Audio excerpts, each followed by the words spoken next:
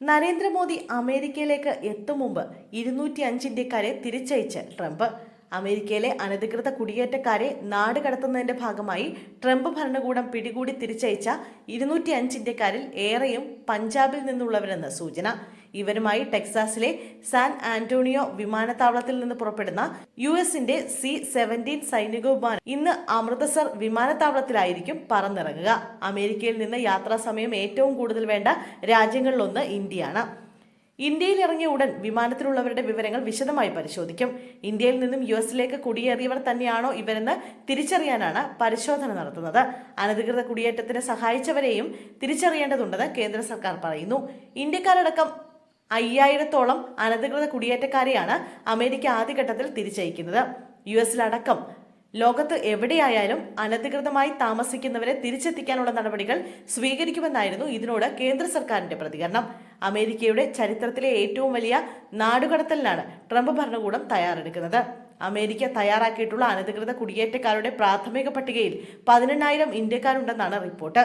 മൊത്തം 15 ലക്ഷം പേരാണ് പട്ടികയിലുള്ളത്. അമേരിക്കയിലെ അനധികൃതമായി കുടിയേറി പാർത്തവരുടെ എണ്ണത്തിൽ 3-ാം സ്ഥാനത്താണ് ഇന്ത്യ. US-ൽ നിന്നും ഇന്ത്യയിലേക്ക് നാട് കടത്തപ്പെട്ടവരുടെ കൃത്യമായ എണ്ണം ഇതുവരെയും ലഭ്യമായിട്ടില്ലെന്നും ആ വിവരങ്ങൾ പരിശോധിച്ചു വരികയാണെന്നും വിദേശകാര്യമന്ത്രി S. ജയശങ്കർ പറഞ്ഞിരുന്നു. സാധുവായ രേഖകളില്ലാതെ അമേരിക്കയിൽ താമസിക്കുന്ന ഇന്ത്യക്കാർക്ക് തിരിച്ചെത്തുന്നതിൽ തടസ്സമില്ലെന്നും അദ്ദേഹം പറഞ്ഞു. അനധികൃത ഇന്ത്യൻ കുടിയേറ്റക്കാരുടെ കാര്യത്തിൽ ഉചിതമായത് ചെയ്യുമെന്നാണ് നരേന്ദ്രമോദി നിലപാടെടുത്തിട്ടുള്ളതെന്നാണ് ഡൊണാൾഡ് ട്രംപും അറിയിച്ചത്.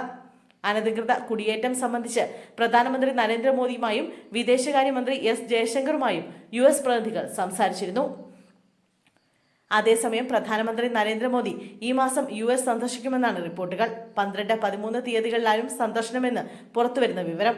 വൈറ്റ് ഹൌസിൽ US പ്രസിഡന്റ് ട്രംപുമായി കൂടിക്കാഴ്ച നടത്തും. ഫ്രാൻസിൽ 10-11 തീയതികളിൽ നടക്കുന്ന AI ഉച്ചകോടിക്ക് ശേഷമായിരിക്കും മോദി അമേരിക്കയിലേക്ക് പോവുക. ഇരു നേതാക്കളും തമ്മിലുള്ള ഫോൺ സംഭാഷണത്തിൽ ഇക്കാര്യം സ്ഥിരീകരിച്ചതായി വൈറ്റ് ഹൌസ് വ്യക്തമാക്കി.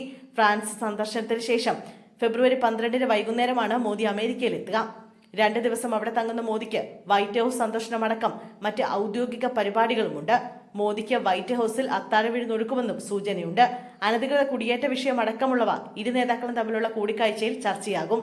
വിഷയത്തിൽ നരേന്ദ്രമോദി ഉചിതമായ തീരുമാനമെടുക്കുമെന്നാണ് വൈറ്റ് ഹൌസ് പ്രതീക്ഷിക്കുന്നത്.